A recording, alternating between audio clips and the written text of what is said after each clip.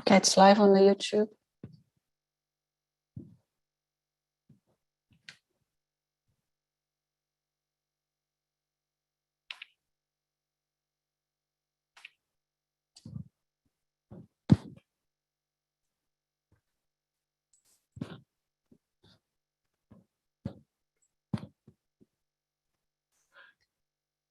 Welcome to the World Nuclear Association Strategic eForum Committing to Net Zero. Our webinar will start in just a few moments.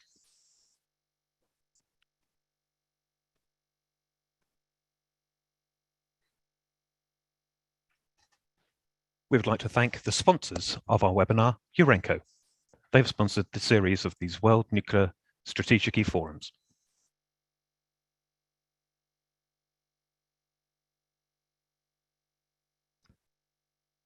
I'd now like to introduce the moderator of our session, Sama Babal-Elion.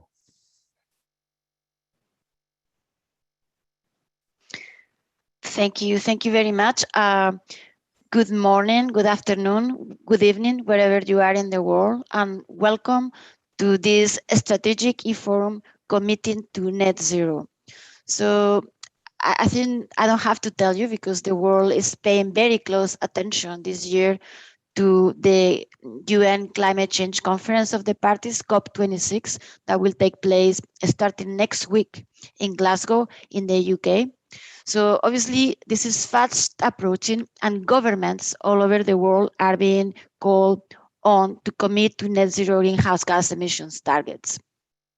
And I think you know that the COP26 presidency has called for a commitment to rapidly phase out coal.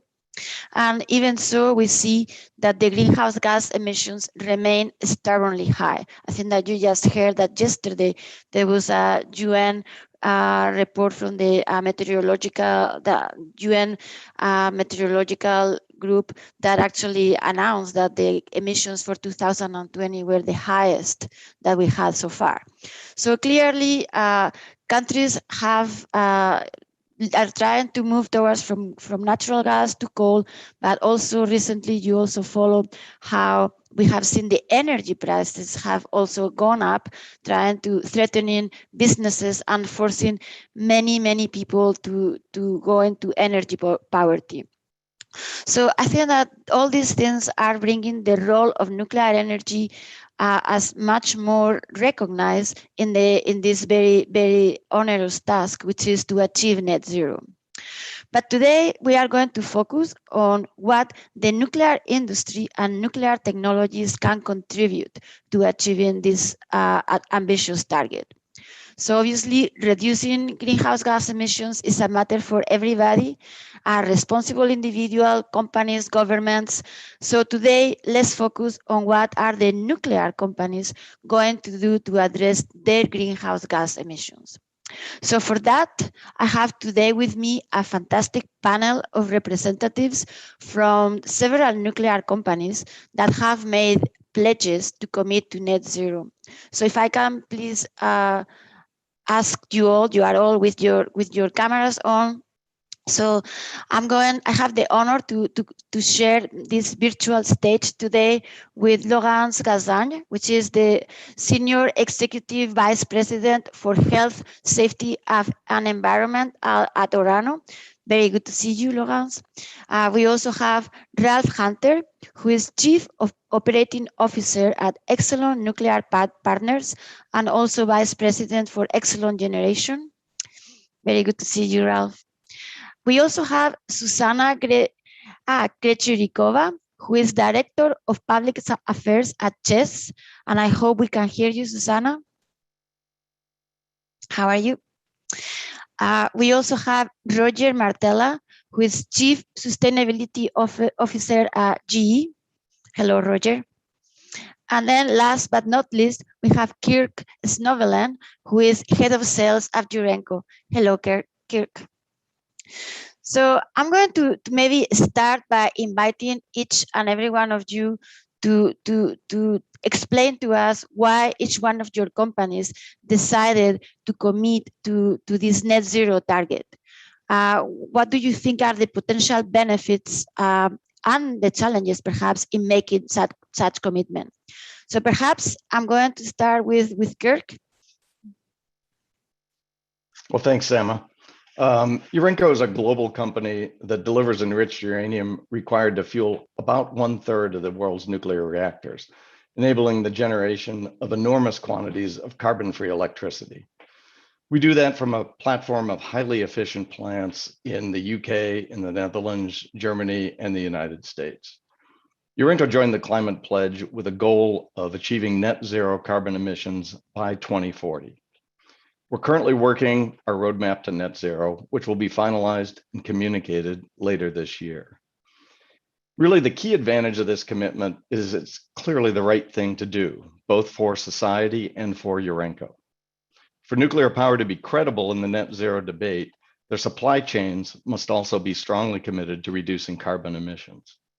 In addition, Urenco's net zero target is consistent with both the UK and Dutch government's net zero targets by 2050, and with RWA and Aeon's targets of 2040. All four entities have an ownership stake with Urenco.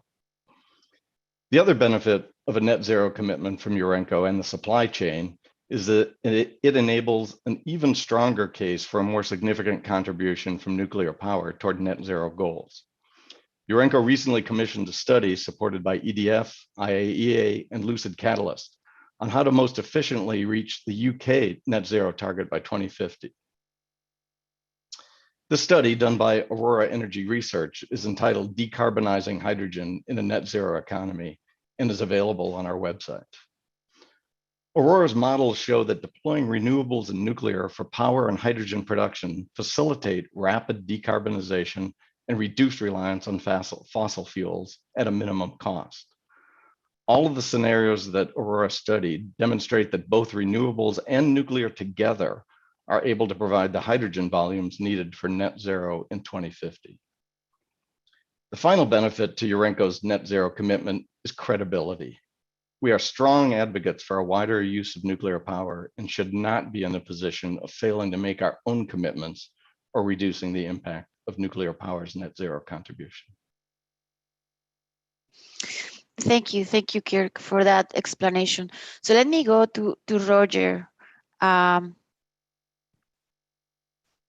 Thank you. And thank you for the opportunity to be here today and be part of the eForum. I really appreciate it. And we're honored to have this chance to share our thoughts.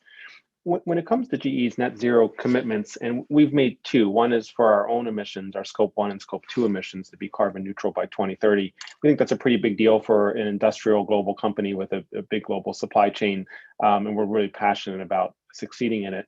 So that's our first commitment, but we've also made a commitment, an ambition to be net zero with our scope 3 emissions for our sold products by 2050. So that's probably even the bigger deal, right? Because our products power the world and we're committing to innovate the technology the world needs. So we're a 129-year-old company, and our legacy has always been focused on improving the quality of life for people all around the world through innovation and technology. And today we're focused on solving three of the world's most pressing sustainability challenges: the energy transition and climate change, the future of flight, and delivering precision healthcare to the half of the world's population that lack access to it. So it's all about improving the quality of life for people. And when we focus on energy, we want to do two things simultaneously. We want to decarbonize energy all around the world in the 170 countries where we operate. We want to decarbonize energy, make it more carbon neutral or reduce greenhouse gases. But at the same time, we want to build resiliency. And we think we can do both of these things simultaneously. We don't think it's an either or proposition. You can decarbonize and make energy more resilient at the same time, make it more accessible, make it more affordable, make it more reliable, make it more sustainable while you're removing greenhouse gases and while you're decarbonizing it. We know the solution to that is technology and innovation. Technology and innovation have to be key if we're going to meet this goal. And at GE, we know we're uniquely positioned to be part of the solution, given our legacy here, to make sure the world has access to reliable, affordable, sustainable power while we're decarbonizing it. Everything we do, we want to make sure we're acting consistently with the United Nations Sustainable Development Goals. The Sustainable Development Goals from the UN take a very broad view of sustainability, focused on equity, focused on climate change, on improving environmental conditions, but also making sure people have access to economic opportunities, to transportation, to healthcare. We very much support this view. We want to make sure reliable electricity is part of our strategy to decarbonize at the same time. And we know it's challenging. If you look at the sectors we're in, which include nuclear energy, gas turbines, renewable energy, jet engines, and things like that. We see the challenges, and we know nuclear has a key role to play, and we'll talk about that, I'm sure, more to the discussion. But we're excited to rise to the challenge of succeeding. We're really passionate, and we're investing today, and I'll talk about this a little more. We're investing today to make sure that we're thinking, not only about today's technology, but around the corner at what we're going to need to be successful with these mutual goals of decarbonizing the power sector, but making it more resilient at the same time. So thanks for the opportunity to share those thoughts. Thank you very much, Roger. So now let me go to Chess, Susana Chirikova. Let's see whether your connection works. Good afternoon. Does it work? Perfect. Thank you. Oh, hopefully. So good afternoon from Prague.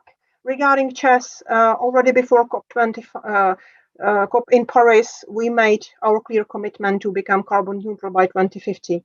But taking into account scientific evidence, the demand for sustainability for public, and at the last, I would say, Fit for 55 and European Green Deal, we decided to go faster. And in May this year, we have published our new strategy called Clean Energy for Tomorrow.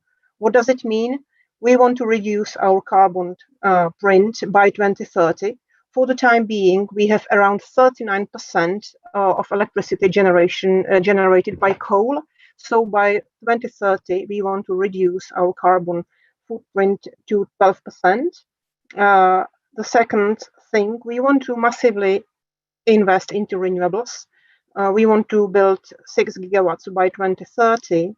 And last, not last, but we want to go for nuclear.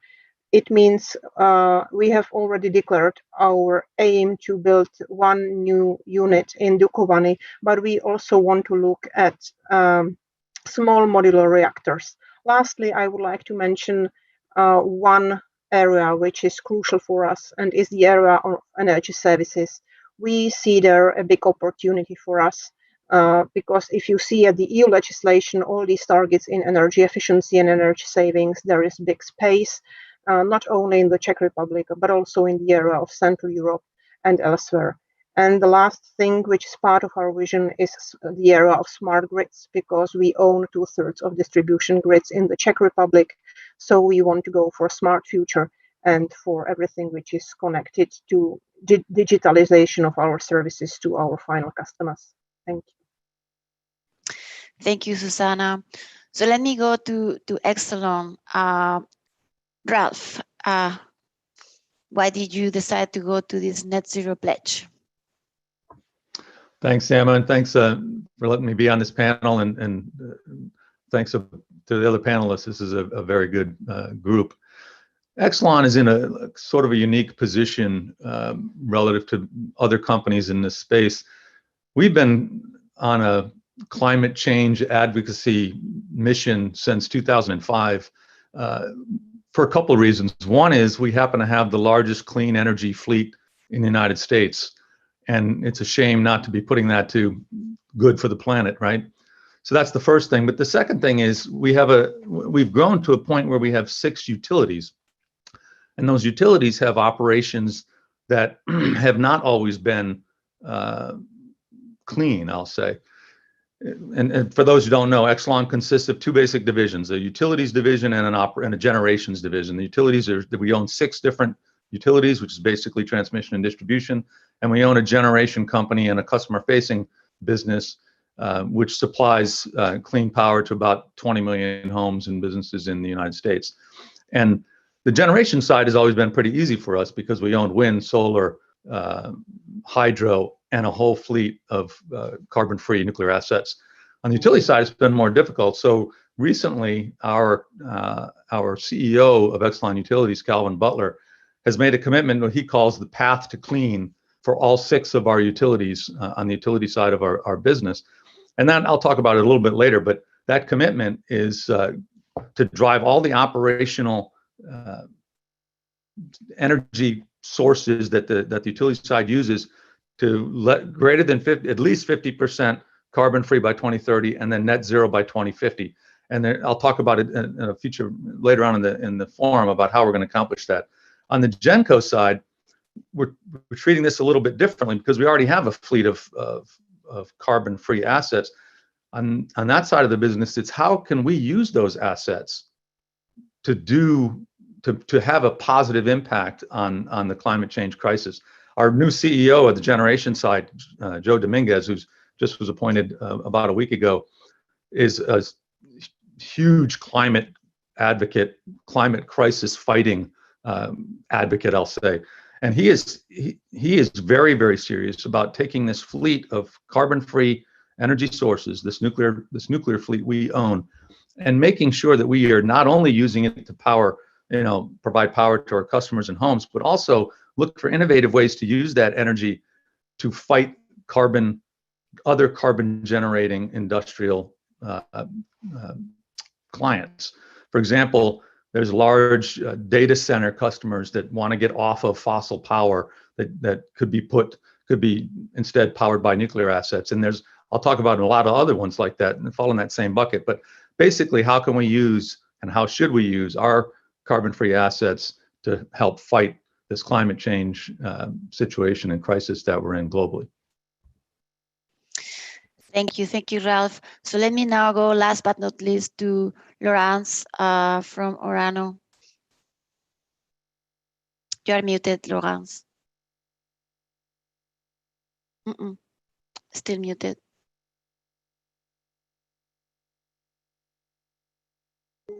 Yes. Okay, sorry. Very good. Thanks for the opportunity to share with you Orano point of view.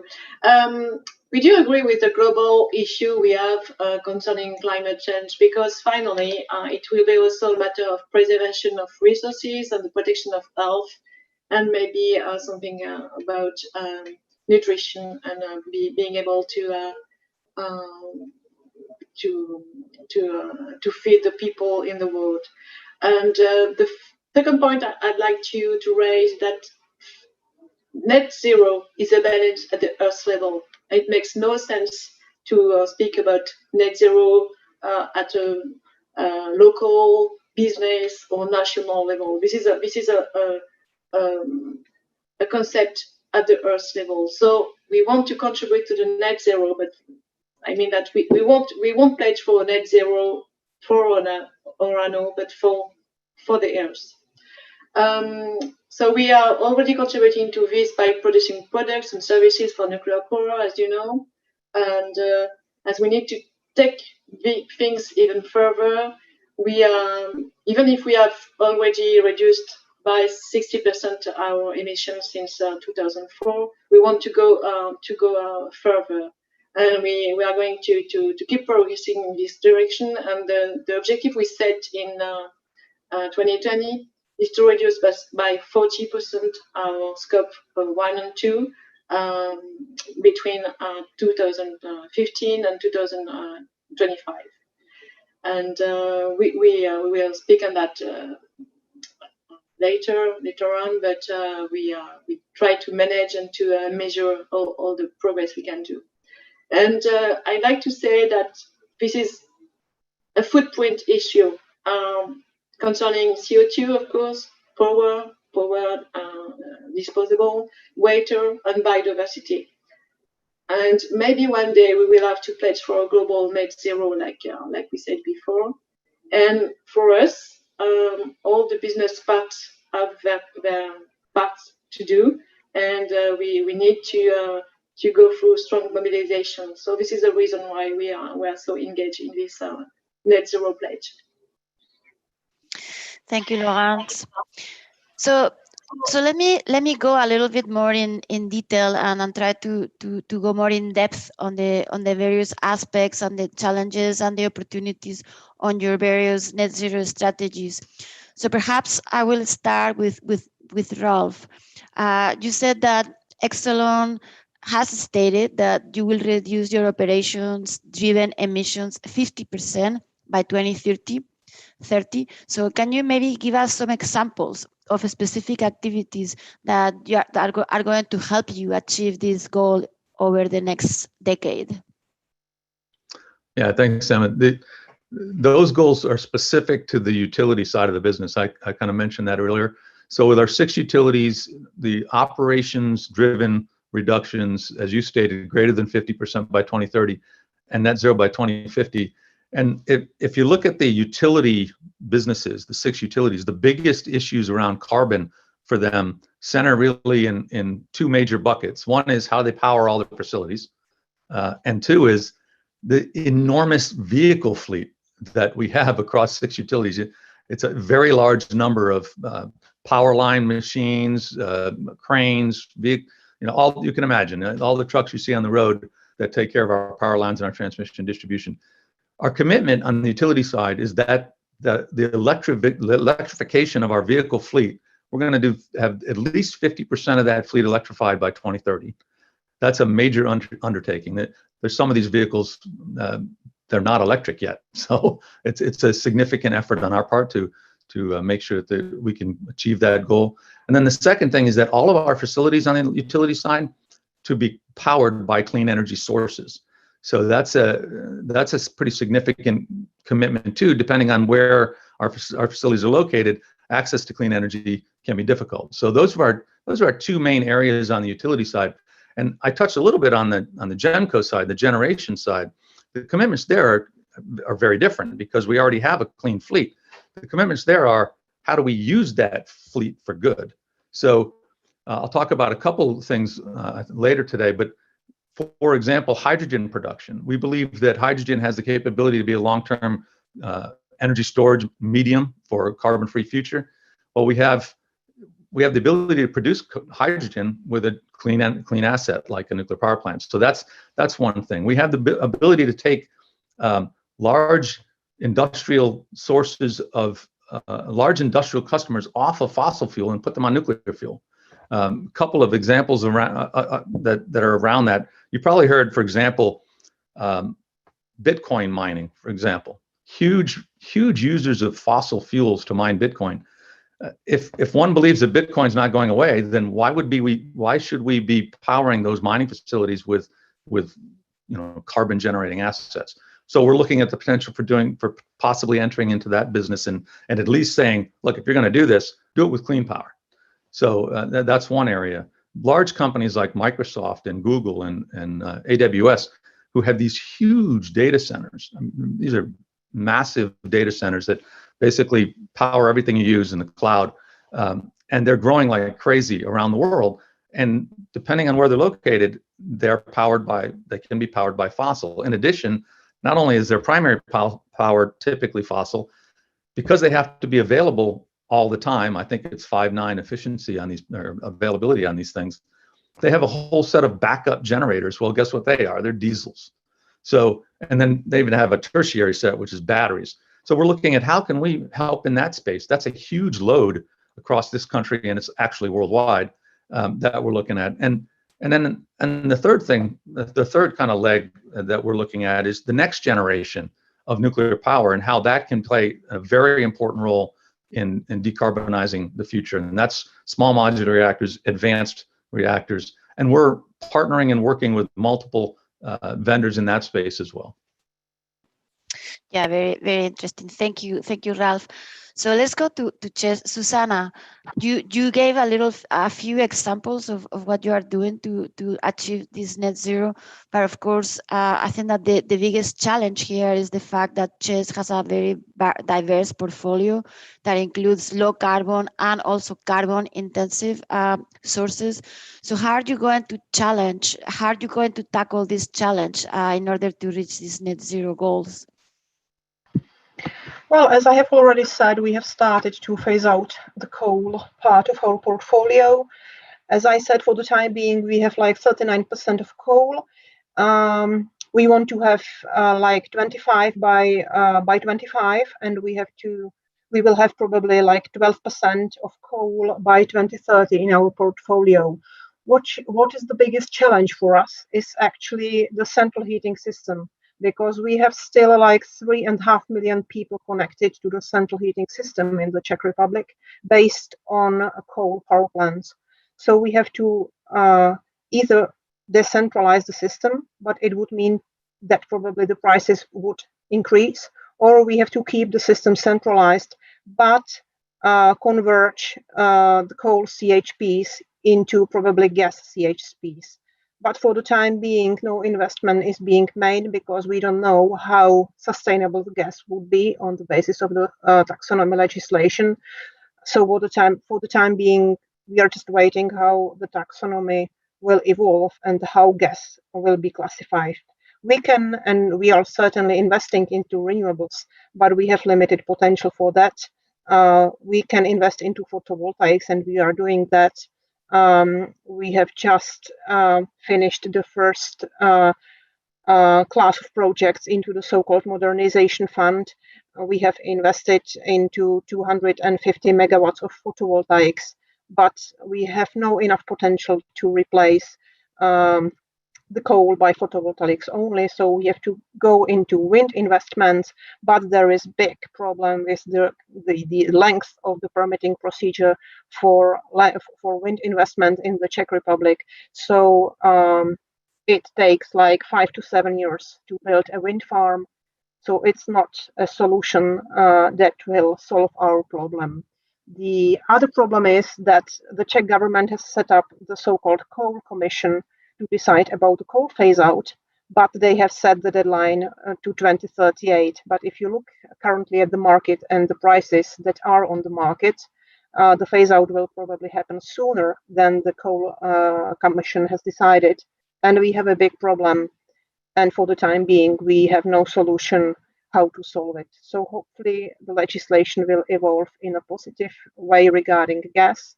The central heating system will converge from coal to gas, and then we will replace the remaining part of coal power plants by renewables, and certainly by nuclear later on in time. Thank you. Yeah, thank you, Susanna. No, I think you bring something that is quite interesting, the fact that sometimes the pledges and the goals don't really go at the same time scales as the legislation sometimes. So that is quite interesting. So let me go to Roger, because I think that like some others, GE has pledged to include reducing scope 3 indirect emissions from your sold products as a target. So can you maybe talk to us a little bit about how you are approaching the net zero goals for your sold products, which span the full energy ecosystem, of course? Thank you, and appreciate the question. You're correct. So we have made a scope 3 ambition to be net zero for our sold products. That includes our renewable energy business and our healthcare business, but also our fossil fuel businesses. We have a gas power business. We make jet engines, as I mentioned earlier, in addition to other technologies like nuclear technology. And the theme in which we're approaching this is innovation and technology. That innovation and technology are going to be key to realizing these net zero ambitions. But for GE, when we think about net zero, and I think this was mentioned earlier, it's one thing to say that GE is going to achieve net zero for its emissions, but it takes on bigger consequences when I explain what that means, because what we're doing is we're providing the technology that our customers need to help them succeed in their own goals. So we provide technology that powers 1/3 of the world's energy, for example. And our customers are making their own ambitions. They're making their own targets and their own goals. They need technology to be successful. So I think of it both in terms of GE's own footprint and our emissions, but perhaps even more importantly, that we're making the investments our customers are going to need so that they can meet their own targets, their own ambitions, their own commitments. And so we've made this commitment to invest today in the research, the development, the technology development to help our customers succeed. And we're doing that kind of fundamentally in two ways. One is providing the state-of-the-art technology today and making sure we're innovating today for the breakthrough technologies the world needs tomorrow. In terms of today, we make some of the world's most complicated technologies: gas turbines, jet engines, renewable energy, healthcare equipment. And we want to make sure that we are offering the state-of-the-art technology when it comes to emissions, when it comes to carbon footprint, when it comes to sustainability, that the products we're offering today are enabling our customers to accelerate their goals, meet their goals. And they can count on us to know that what we're doing is taking all this into consideration and providing the most efficient technology today. So that's what we're doing today, but perhaps even more importantly is the way we're investing in the breakthrough technologies for tomorrow. These are the technologies the world's going to need over the next 10, 12, 15, 20, 25 years in order to meet these net zero goals. And it's great. If you were to walk in our labs today, it's like almost like walking into a time machine, because you see people working on bits and components of technology that maybe we're going to use 10, 12, 15 years from now. And we're testing it out today because that's how complicated this technology is. If we're going to be successful in decarbonizing gas turbines and reducing the emissions from jet engines, we have to be making these investments today. We have to be thinking about the various paths of technology. We have to kind of solve for the physics of decarbonization. We may be able to reduce emissions, but what's the consequence of that on the wear and tear of the products, on the safety of the product, on the efficiency of the product? So we have to be balancing all these things and thinking about it now. So that's what we're doing today. We're focusing on these breakthrough technologies, knowing we're providing the most efficient technology today, but what are the breakthroughs the world's going to need, our customers are going to need 10, 12, 15 years from now? In the energy space, we think a lot about carbon capture and sequestration, investing there. Hydrogen is a fuel. Already our turbines can run on a blend of hydrogen. But I think for today's discussion, advanced nuclear small modular reactors, absolutely critical and key to meeting these net zero ambitions. We're investing a lot in the BWRX and in the TerraPower projects to make sure that advanced nuclear is part of the solution, part of these breakthrough technologies the world's going to need in the future to realize their net zero ambitions. Thank you. Now that is quite exciting to see all this, look ahead and try to solve today the problems of the future. So that's quite exciting. So let's go to Kirk. So Urenco has pledged to achieve net zero carbon emissions in advance of 2040. So that's 10 years earlier than maybe most people. So what are the challenges that you are going to face with this ambitious goal? And perhaps what should everybody else learn from what you are doing ahead of us? Well, we'll see what everybody can learn as we engage in this journey. But I'll say the first step in getting somewhere is always figuring out exactly where you are. And Urenco has really completed this first step and documents its results in our annual sustainability report, whose preparation is directed at the highest level by the Urenco Board of Directors Sustainability Committee.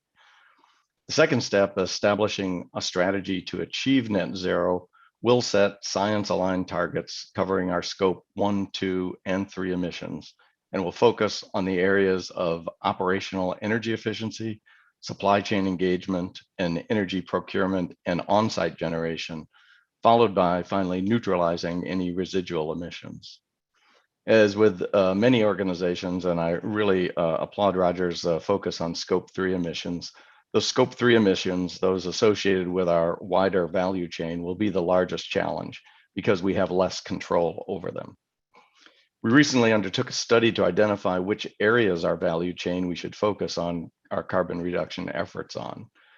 Scope 3 accounts for 44% of our total emissions in 2020. Purchased goods and services, that is category 1, made up 80% of this. However, many of the emissions do not sit with our direct suppliers. So our next steps will include refining the model on the goods and services that we purchase and sourcing more accurate emissions data from our individual suppliers. We're also exploring some opportunities for emission reduction or avoidance with key suppliers.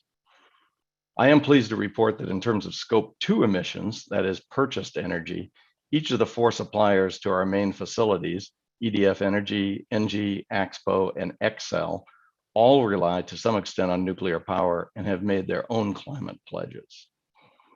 I'm not sure what lessons we'll be able to share, but I can commit that we will share all the lessons learned with industry on request or on demand. Thanks. Thank you, Kirk. So, let me go now to Laurence, because I think that there is an additional dimension of these net zero pledges that is quite important. So, Laurence, I understand that Orano plans to report the emissions according to the Task Force on Climate-Related Financial Disclosures, the TCFD framework. And of course, that is the next dimension, they actually measuring, managing, and reporting all these emissions reductions. So what can you tell us about this, Laurence? Well, we are still at the beginning of the journey, because we began this study the middle of this year. I just want to go back a little and tell you our journey. During the 2020 year, and despite the epidemic, we changed our corporate strategy, both with and for CSR. And doing so, we have written our raison d'être, our corporate purpose, and enriched our annual report, particularly in its extra financial part. And that means to define and measure KPIs.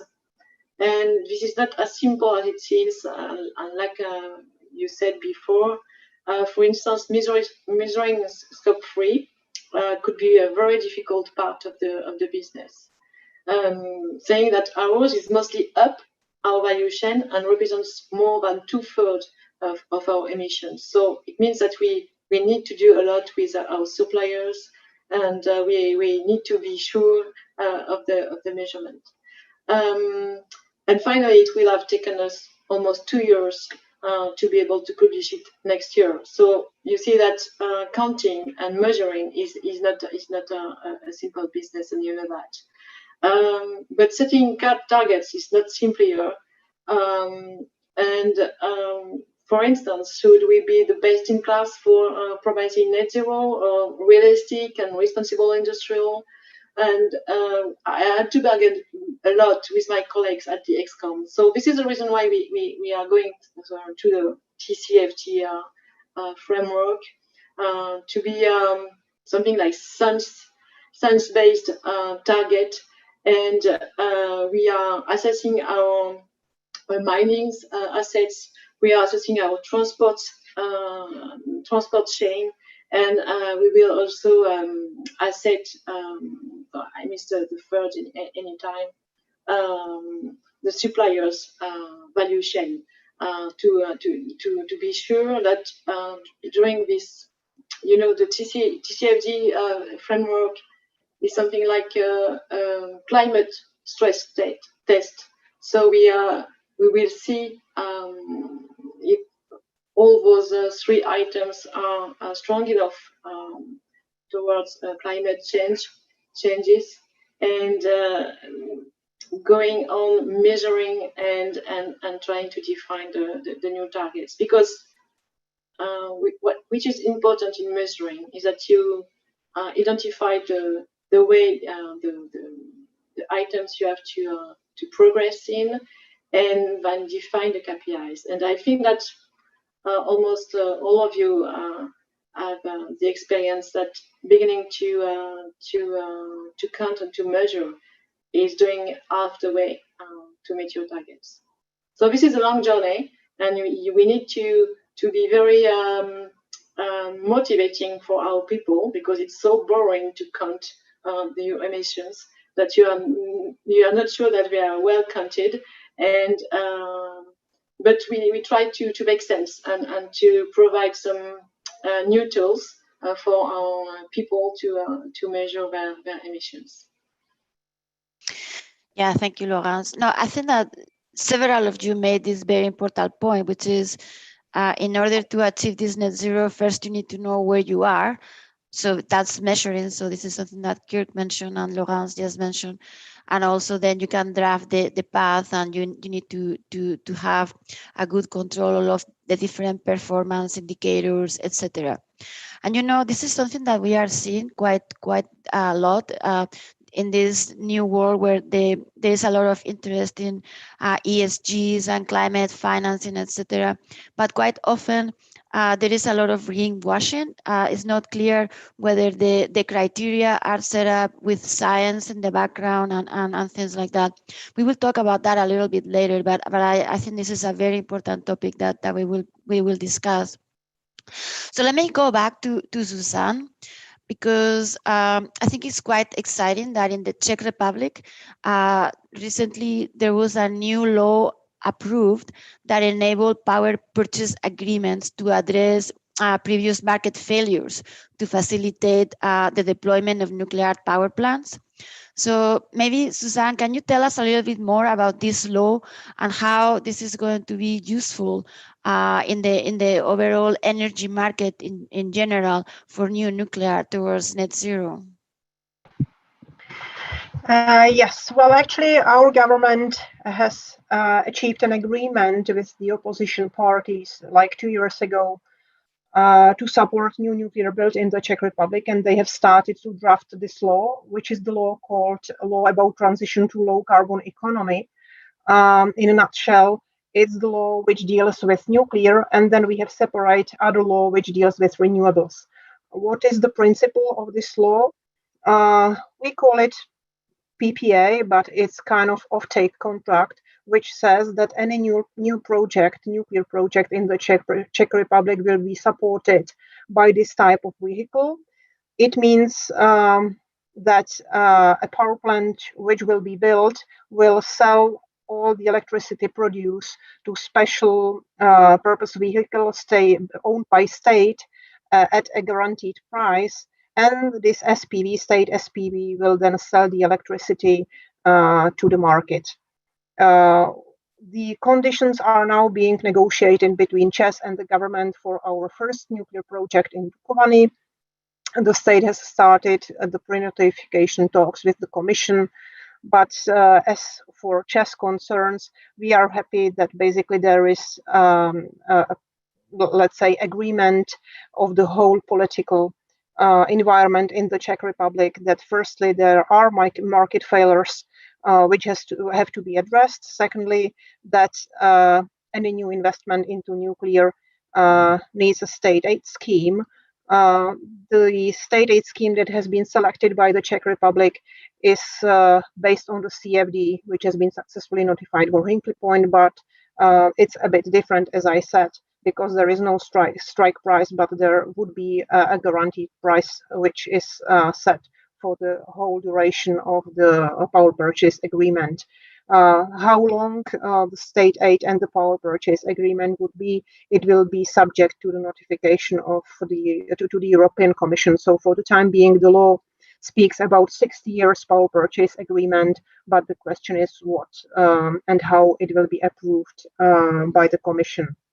The power purchase agreement should be combined with a state loan, which again will be provided to the investor for this first nuclear new build in Dukovany. The investor is ČEZ, and we are now currently negotiating the conditions of this loan between state and us.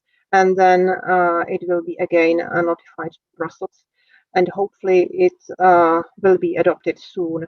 The let's say contracting conditions that we have for the time being between ČEZ and state say that the state aid, the whole state aid scheme should be notified successfully by the end of next year, and then we will proceed to the next phase of the permitting procedures and then to the construction, and the first unit should be operational by 2036. Or 2038 according to the schedule. It will depend on the notification talks with the Commission. Thank you, Susanna. Yeah, quite a complex process, but that's good. So, Ralph, you talked briefly earlier about hydrogen and the important role that it can play as an energy carrier.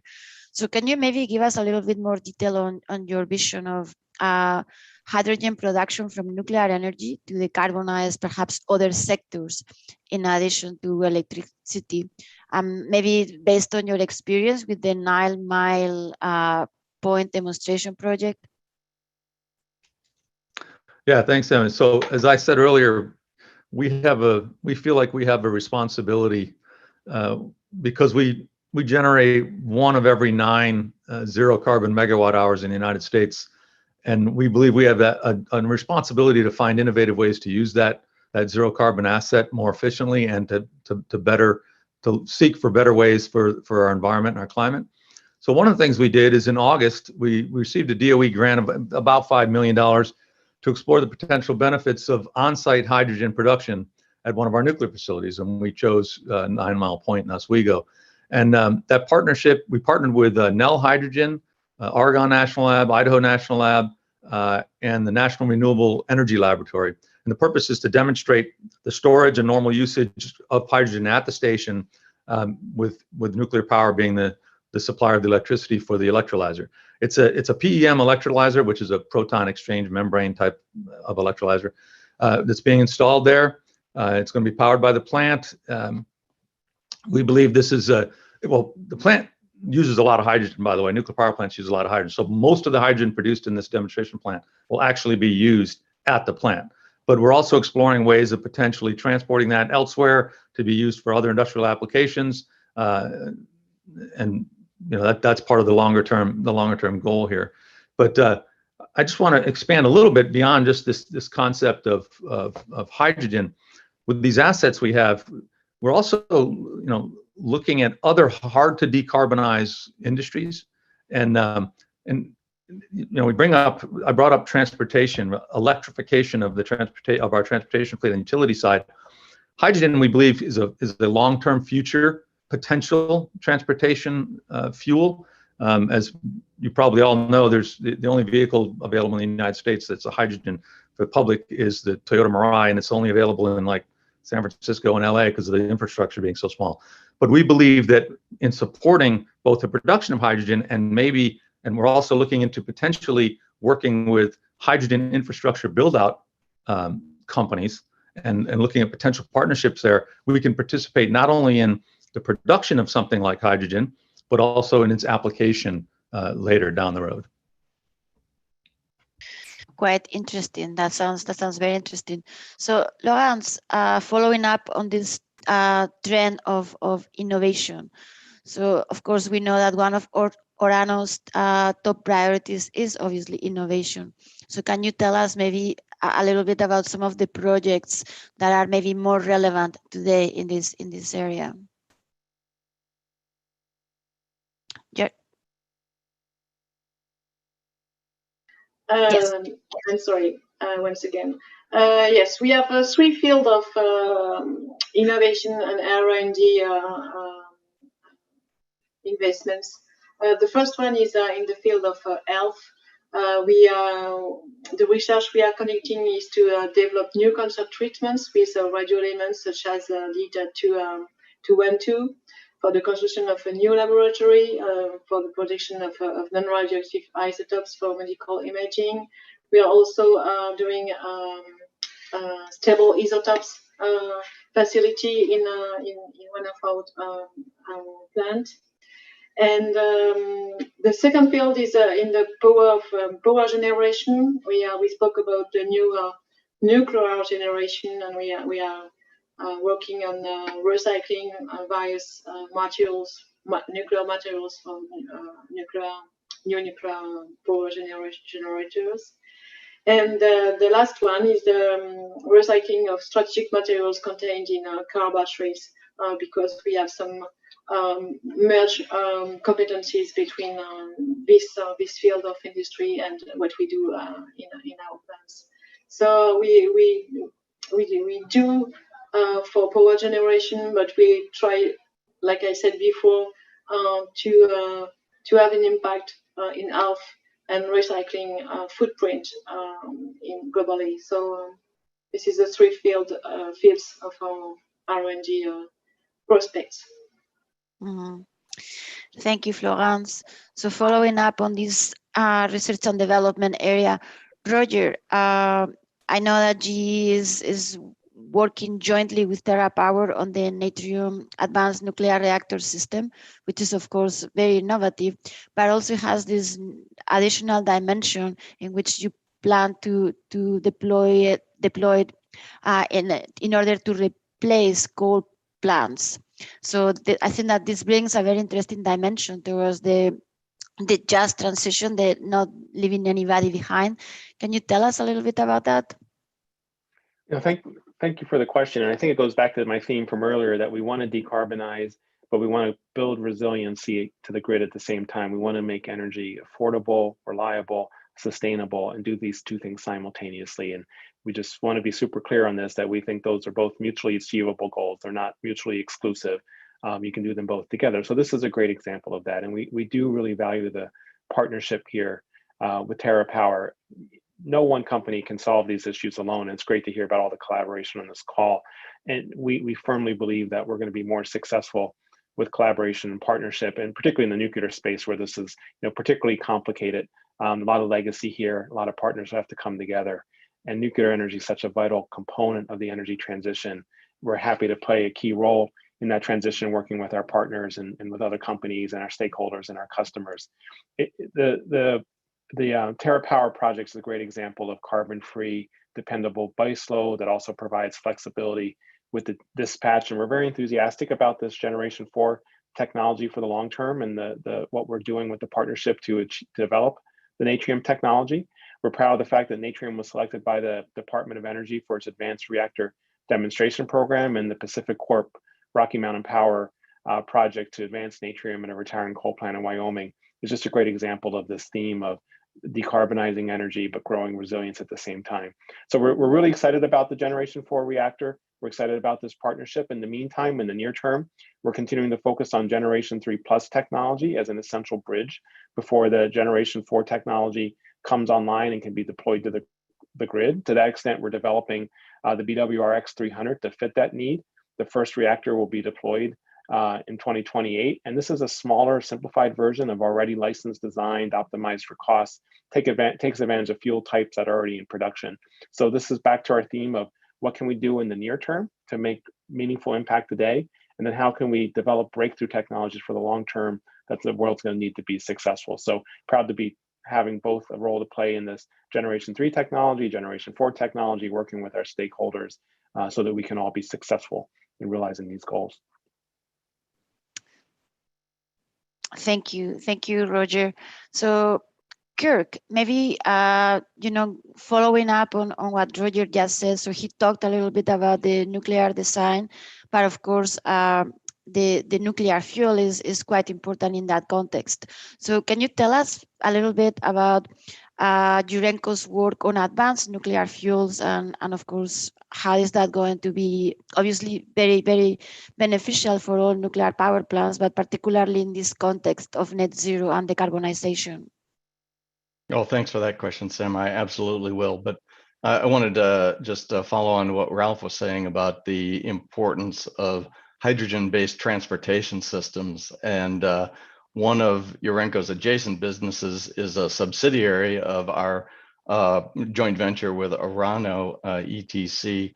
This is a subsidiary NPROX that has an expertise in high tensile strength carbon fiber containers. And they've partnered with Cummins in a joint venture to develop transportation systems suitable to replace long haul trucking and other fleet operators. So Ralph, maybe there's a potential to collaborate a little bit more even than we already do with Exelon. The way we see advanced nuclear fuels is there's really two parts to the work. First, to support increased economic efficiency of the existing nuclear plants. I think Roger called them Gen 3 plus plants, to help ensure that they continue to operate. And the second part of the work is to deliver the fuel required for these advanced reactor designs, like TerraPower, like the advanced boiling water reactor that Roger mentioned. So the first part of the work, increasing the economic efficiency of existing nuclear, depends to some extent on increasingly sophisticated fuel designs. And most recently, the advanced fuel designs being developed by fabricators are requiring concentrations of U-235 above the 5% level that have been used historically. To ensure our customers can load these advanced fuels when regulators allow it, Urenco is currently in a 3 to 4 year process of relicensing its existing plants in the UK and the US to produce up to 10 weight% U-235 fuel. Enrichments to these levels can be done using the existing facilities with relatively small capital investments. Pre-application meetings have been held with competent authorities in the UK and the US this year, and our current schedule will enable the delivery of reload quantities of this fuel by late 2024. Now, the second part of the work is to support deployment of advanced reactors that use enrichments above 10% U-235 or high-assay LEU, HALEU. Existing facilities are still critically important to facilitate the development of HALEU production because they will minimize the economic footprint of new facilities needed to produce HALEU. Although the same types of centrifuges will be used in HALEU production facilities, the arrangements of these centrifuges in production units will be different from the arrangement that currently exists to produce LEU. Nonetheless, existing facilities provide physical space, infrastructure, established workforces, and good community and regulatory relationships that can be leveraged to build dedicated HALEU facilities. In addition, the enriched uranium output of existing facilities will be used as feed material for HALEU production facilities, again, to minimize capital investment in new facilities and bring down costs. Urenco is developing the design of a HALEU production facility and believes co-location of downstream conversion and/or fabrication facilities will be key to minimizing risk and the cost of fueling advanced reactors. I hope you can't hear that puppy moving in the window, but that's what's happening there behind me. Urenco is clearly committed to fueling these advanced reactors, as we are also leading development of U-Battery, a high temperature gas reactor that produces 10 megawatts thermal of high grade process heat. This heat can be used for combinations of electricity generation and high energy industrial applications, as well as desalination or hydrogen production. It uses inherently safe prismatic trizo fuel enriched to 19.75% that will provide 5 years of operation for refueling. That's all I have, Sam, and I'll make sure this dog is let out now. No worries. You know, I have the same problem as you do. Sometimes I have two dogs that are quite talkative, and sometimes they want to participate in all these webinars that we are participating. So no, thank you, Kirk. So I'd like to go back to Susanna, because I want to touch on something that we touched very briefly earlier, which is the financing aspects. The fact that there is we are seeing more and more prevalence of financial instruments and taxonomies that are looking into these net zero and sustainability goals. So perhaps, Susanna, you can provide us your views on the EU taxonomy. I think it's one of the more, I don't know if popular, but certainly it has a lot of visibility. And of course, those of you that are following this, is a little bit of a roller coaster. We have sometimes good news towards the prospective role of nuclear, sometimes not so good news. So recently we just had this letter from 10 European Union countries calling for nuclear power to be included in the taxonomy. Of course, this was in the context of the current energy price crisis in Europe, but of course, the bigger picture of overall climate. And of course, the Czech Republic is one of the leading countries in this 10-country group. So I don't know, Susanna, whether you have some thoughts for us on that process. Well, we have really appreciated this initiative of the 10 member states to call to the final qualification of nuclear within taxonomy file. I think that the problem of the taxonomy as such is that is subject to political debate. When the taxonomy initiative has started and the first regulation has been adopted in 2019, it seemed that taxonomy file would be science-based, facts-based, and basically that all the technologies will be qualified as they should be on the basis of facts and science. But unfortunately, it's not happening now. You certainly know that JRC has published its report on nuclear in spring this year, and everybody has expected that its conclusions will be taken into account and nuclear will be included in the so-called complementary act together with gas. But again, it became subject to political debate. For the time being, it's not clear when the complementary delegated act will be published and what kind of technology will be included. One of you actually has talked about hydrogen from nuclear. We are also looking at producing hydrogen from nuclear, but is it a safe investment once we don't know how nuclear will be tackled within taxonomy? It is not. So for the time being, we are still waiting what will happen and how nuclear will be classified. and then we can for sure invest into hydrogen produced from nuclear, and we have certainty and predictability regarding nuclear investments as such. So it is actually a crucial file for all the players within the EU. You have certainly seen that Ursula von der Leyen has acknowledged the role of nuclear after the European Council's meeting last week, which we also appreciate. And she said that without nuclear, we will not achieve the climate neutrality by 2050, and we will not decarbonize. But even if at the political level, we can see these kind of declarations in favor of nuclear, if you look, for example, at the whole Fit for 55 package, there is no word about nuclear at all. And then if you look at the political debate about taxonomy, about the complementary and delegated acts and where we are, it's still subject to political debate, which I think it's a wrong approach. And we as a company, but also the like-minded nuclear member states must do everything in order to tackle nuclear properly. And because I have been talking about CHPs and central heating system based on coal CHPs in the Czech Republic, it's not only about nuclear, it's also about gas, how gas will be qualified. And if we don't know the result yet, we can't invest into gas in the Czech Republic. So to kind of final word, hopefully the complementary delegated act will be published soon.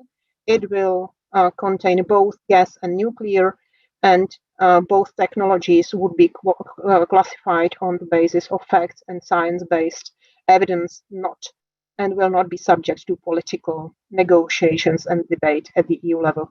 Thank you. Indeed, Susanna, I think that this is something that the entire nuclear community has been trying to fight for, right? Making sure that the taxonomy and all these climate-related financial classifications are exactly that, based on science and technology neutral. So maybe, Laurence, maybe you want to add to this, because of course, France is also one of the 10 countries that has been leading in this effort. And of course, the French government has recently made very strong announcements on the future of nuclear in the country. So maybe you have some more optimistic news to share with us. Maybe. I should have.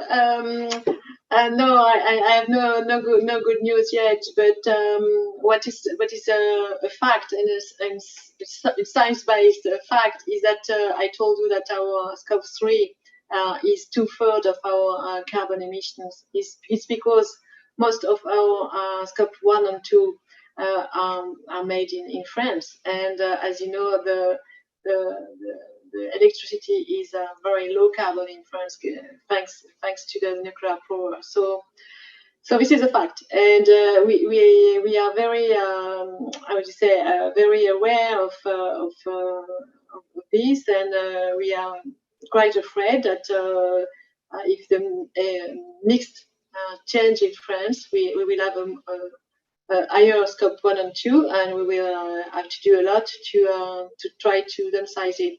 So this is a very I think that for a lot of industrials in France, this is a very strong point. So yes, as you know, the French President of the Republic has just announced strong measures to support the French nuclear sector, and he wants to launch small nuclear reactors studies and maybe investments. He wants also to launch new EPRs on the French territory. And what we do in Orano is trying to support our government to do so, and trying to educate people also. And we do a lot of survey in France to know how people feel about nuclear power, and try to educate them and publish some advertisements, but also some lectures to know more about that. And what we want to do also is to demonstrate that we are not an old an has-been industry, and converting into small reactors and advanced nuclear reactor is the better way to do so, and we want to be part of the journey of that. So test and learn first. Fast is our motto, and we try to educate people about that. Thank you, Laurence. Now, indeed, I mean, I think it's very important to highlight the fact that the nuclear industry is not an old industry. We continue to innovate day in and day out. And in fact, you know, these sustainability goals, these have been within the DNA of the nuclear industry from time zero. So it is good that we are now maybe making them maybe much more visible, much more available to the general public. But clearly, as you said, this is nothing new. We've been doing it for a long time. So, you know, maybe in that sense, Roger, you know, obviously, GE has been providing support to existing nuclear power plants for a long time. And right now you are also working on building or working on the Gen 3 and Gen 4 reactors, both, I mean, all over the globe.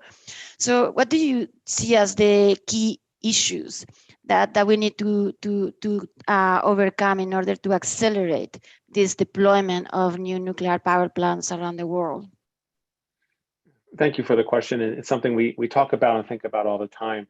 And I think it goes back to what I said earlier about partnership and collaboration. We need to get to the point of, you know, solid demonstration of these projects. We want to get the policies right to support them and the cost dynamics.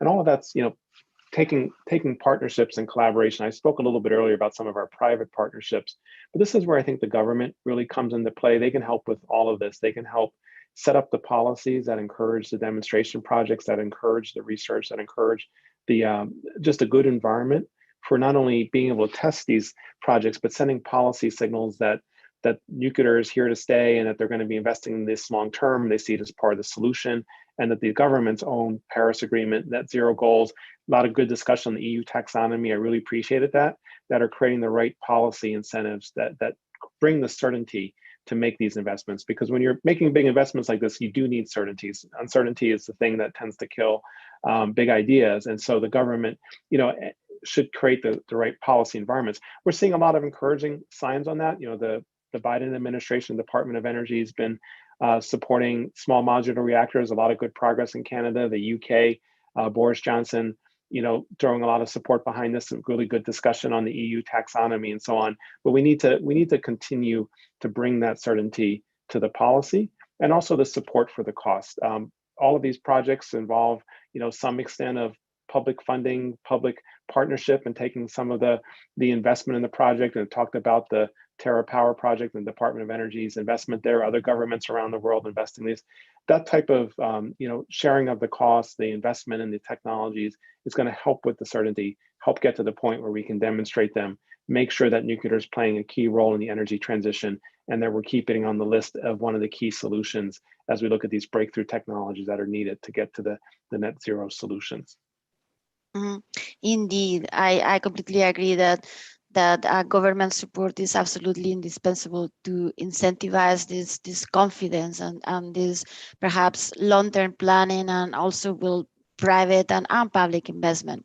So in that sense, maybe Ralph, I don't know whether you want to comment. The U.S. administration is committed to reaching net zero emissions economy-wide by no later than 2050.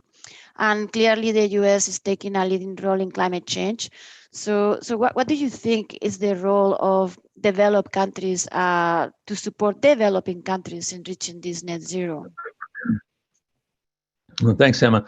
Just to follow up real quick on Roger and what you just said, the government support is key, and I think it's extremely commendable that what DOE has done on the ARDP program and what the UK government is doing for Rolls-Royce and their SMR program in the UK, and then in Canada, what's going on there. So I do believe we are seeing movement in the right direction by large developed country governments, which I think is important. On the developing country side, mean, at Exelon, we have a experience with customers and helping our customers reach aggressive decarbonization goals. We put together solution packages that address both demand side, management of supply, as well as the supply side generation.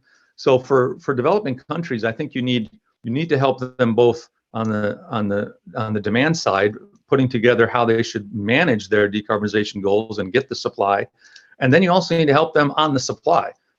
So what the generation is, do they have renewables available? If not, or if it's insufficient, then I really think, and I believe this to be the long-term solution, is small modular reactors and advanced reactors long-term. And for developing countries, that's going to require some major changes and some major help. The help will be in the financial side of this. I believe that's again where the governments will have to stand up and take a role.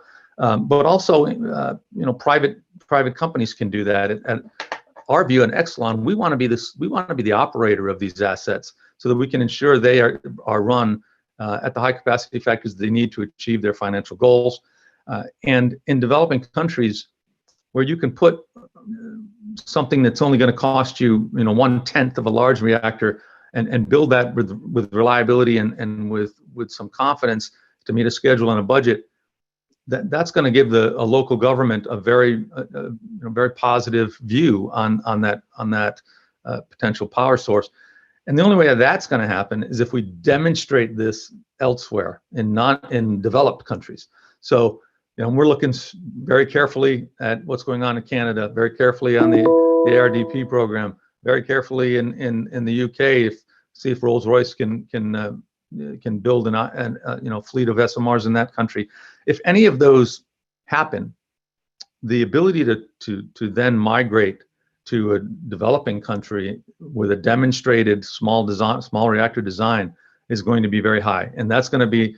And if you bring a company like Exelon there to be the operator of those assets, where a country doesn't have that experience because they don't have nuclear power, maybe, it'll provide the confidence they need to go forward with it. So all of those pieces coming together, I think it's a potential strong positive for developing countries to enter into nuclear that may never have used it before.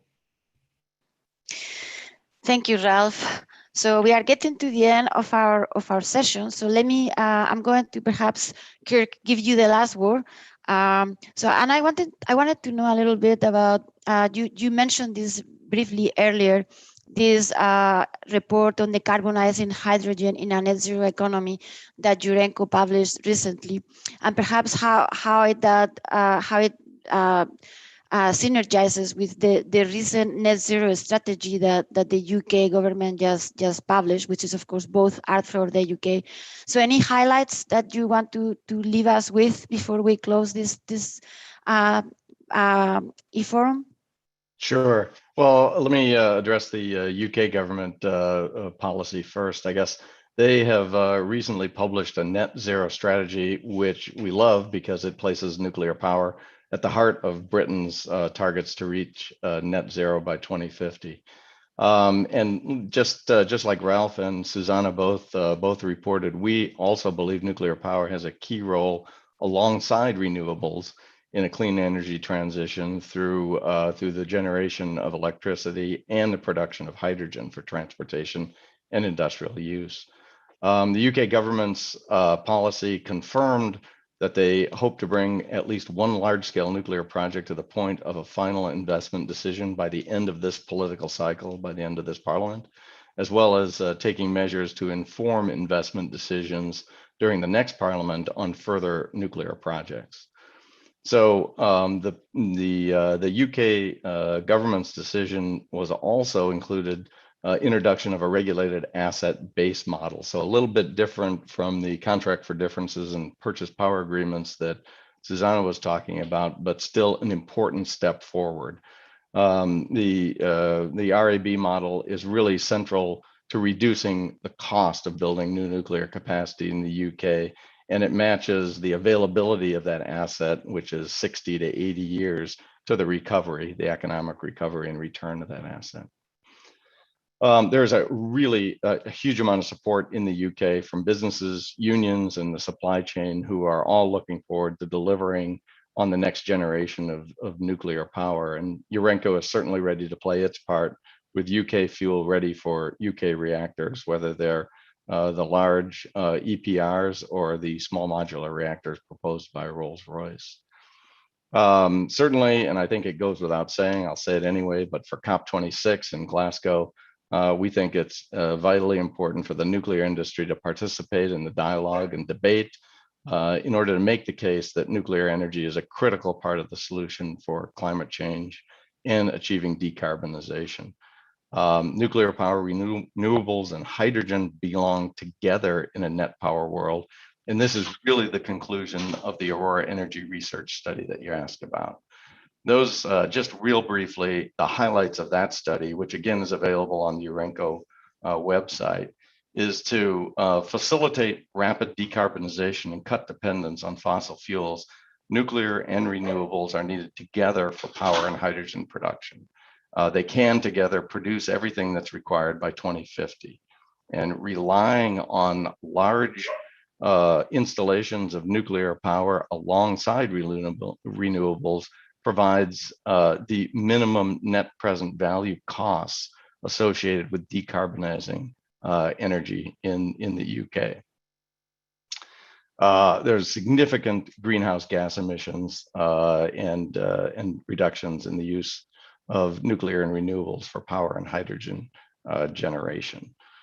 So, I'll just say that the report that Urenco commissioned is following on the UK's government's own hydrogen strategy that was published back in August, which models the cost and competitiveness of nuclear's contribution, but was not included in the hydrogen study. So including nuclear in future hydrogen study is going to be critically important to paving the way for the delivery of net zero by 2050 rather.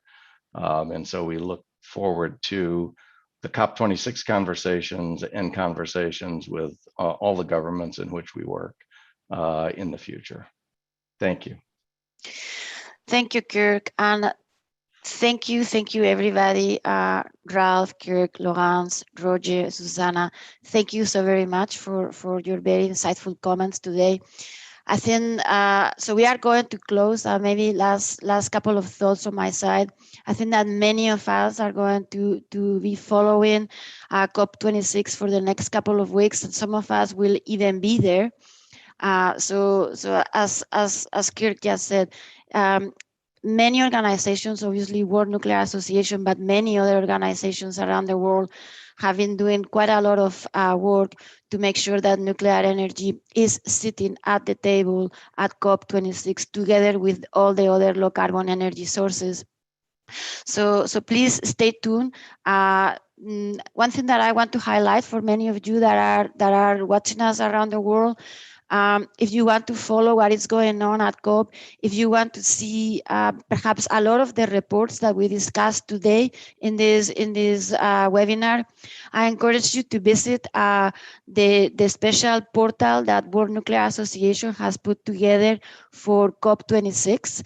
And I think that there are links to all these events and all these publications, so you can be on top of whatever that is relevant to nuclear energy that is going to be happening at COP26.